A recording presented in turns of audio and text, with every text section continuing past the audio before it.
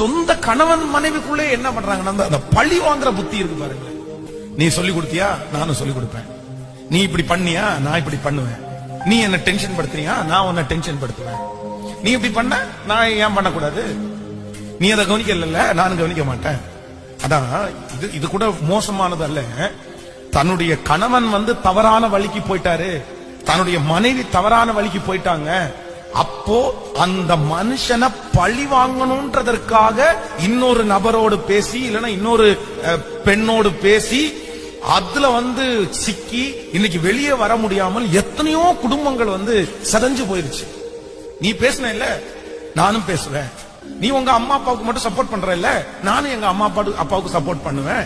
நல்லா கவனிங்க, நம்முடைய குடும்பத்திலே பழி வாங்குற குணம் உங்களுக்குள்ளே இருக்குமானால் நீங்க உங்க குடும்பத்தை என்ன பண்ணிட முடியாதுன்னா கண்டிப்பா உங்களால கட்ட முடியாது.